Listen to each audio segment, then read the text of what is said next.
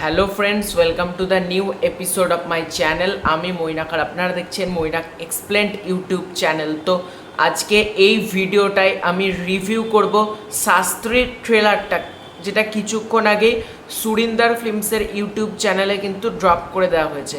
তো কেমন লাগলো এই ট্রেলারটাকে নিয়ে যদি কথা বলি, দেখো এই ট্রেলারটা মানে শাস্ত্রী সিনেমাটাকে নিয়ে তো যখন গত বছর দুর্গাপুজোর সময়তে কিন্তু অ্যানাউন্স করা হয়েছিল যে পুজো 2024-এ সোহম এন্টারটেনমেন্টের প্রযোজনা এটা আসবে, পরে সুরিন্দার ফিল্মস যুক্ত হয় এই সিনেমাটার সাথে এবং সিনেমাটা যাতে আরও বড় গ্র্যান্ডারভাবে সিনেমাটা তৈরি করে। দেখো আমি প্রথম থেকেই এক্সাইটেড ছিলাম বিকজ অফ মিঠুন চক্রবর্তী, তার সিনেমা মানে পুজোর সময় আসছে, তার ওপর আরও বেশি এক্সাইটেড ছিলাম কারণ আমাদের রিভিউয়ার কমিউনিটির অরিত্রস জ্ঞান তোমরা প্রত্যেকেই চেনো। অরিত্র দা কিন্তু এই সিনেমাটা মানে ন্যারেট করেছেন, স্টোরি, স্ক্রিপ্ট, ডায়ালগস এগুলোর কাজ কিন্তু মানে সামলেছেন অরিত্রদা।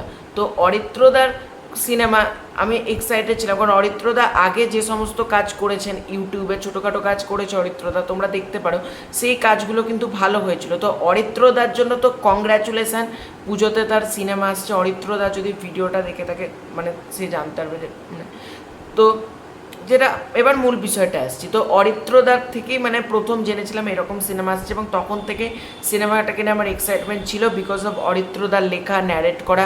কারণ একজন রিভিউয়ার হয়ে সে যেভাবে ফিল্ম ইন্ডাস্ট্রিতে নিজের জায়গাটা তৈরি করেছে সেটা কিন্তু সত্যিই খুব ভালো, আনন্দের আমাদের সকলের জন্য।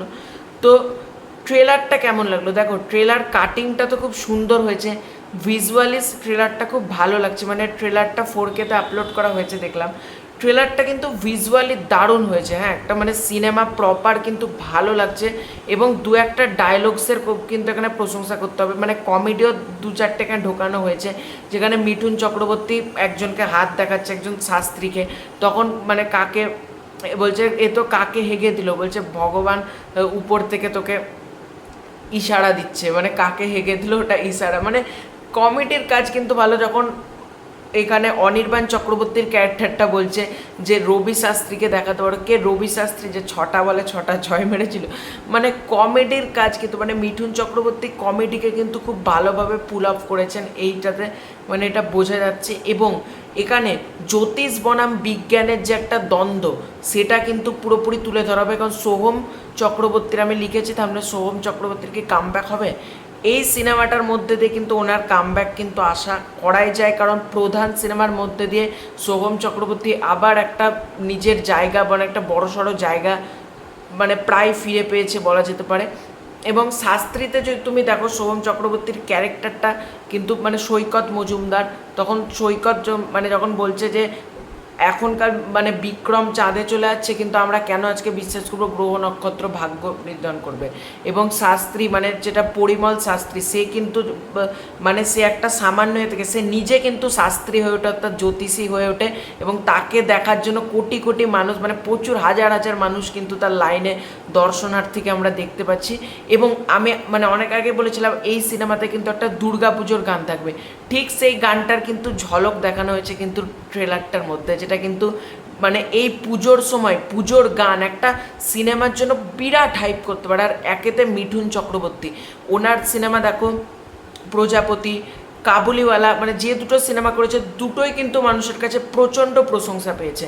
এবং শাস্ত্রী নিয়ে যদি তোমরা দেখো মিঠুন চক্রবর্তী মিঠুন দেবশ্রী রায় জুটি সেটা তো রয়েছে, তার পাশাপাশি পুজোর সময় পুজোর গান এবং পুজোর গানটার যে ঝলকটা দেখানো হয়েছে ট্রেলারটার মধ্যে সেটা কিন্তু ডেফিনেটলি ট্রেলারটার হাইপটাকে কিন্তু কোথাও গিয়ে বাড়িয়ে দিচ্ছে। আমার কিন্তু এই ট্রেলারটা দারুণ লেগেছে, দারুণ, মানে পুজোর সময় কোনটা ছেড়ে কোন সিনেমা দেখবো বুঝতে পারছি না। টেক্কা রয়েছে, বহুরূপী রয়েছে, শাস্ত্রী রয়েছে, শাস্ত্রীও কিন্তু কম যায় না, কারণ এই সিনেমা আমি আগেও বলেছি গেম চেঞ্জার হতে পারে কিন্তু পুজোর, কারণ এই সিনেমার মধ্যে কিন্তু সেই পোটেন্সিয়াল রয়েছে, প্রচুর স্টারকাস্ট রয়েছে, রজতব দত্ত রয়েছে এখানে, শাশ্বত চ্যাটার্জি রয়েছেন, মানে একটা হিউজ স্টারকাস্ট রয়েছে এবং সোহম চক্রবর্তী রয়েছে, মানে একটা বিরাট স্টারকাস্ট রয়েছে। এবং যে মানে একজন মানুষ মানে সাধারণ মানুষ থেকে জ্যোতিষী হয়ে ওঠার জার্নি, তাকে বিজ্ঞান মানে থামাচ্ছে, জ্যোতিষ বনাম বিজ্ঞানের যে দ্বন্দ্ব, কোনটা ঠিক কোনটা ভুল, এই ব্যাপারটা তুলে ধরা হবে, যেটা কিন্তু আমার মনে হচ্ছে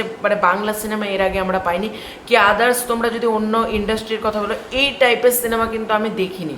মানে আমার অন্তত মনে পড়ছে না এই টাইপের সিনেমা হয়েছে। এই মানে একটা নতুনত্ব কিন্তু রয়েছে এই সিনেমাটার মধ্যে, যেটা কিন্তু মানে ডেফিনেটলি দর্শকদের মধ্যে কিন্তু বলা যেতে পারে একটা হাইপ তৈরি করবে এই সিনেমাটা। ওভারঅল ট্রেলারটা আমার দুর্দান্ত লেগেছে। তোমরা যদি ট্রেলারটা না দেখে থাকো, সুরিন্দর ফিল্মসের ইউটিউব চ্যানেল থেকে কিন্তু গিয়ে ট্রেলারটা দেখে নিতে পারো। তো এটাই ছিল আজকের ভিডিওটা ভালো লাগে লাইক করতে পারো, শেয়ার করতে পারো। চ্যানেলে নতুন হয়ে থাকলে চ্যানেলটাকে ডেফিনেটলি সাবস্ক্রাইব করে দাও। খুব শীঘ্রই দেখা হচ্ছে ইন্টারেস্টিং ভিডিও। তৎক্ষণ বাই বাই।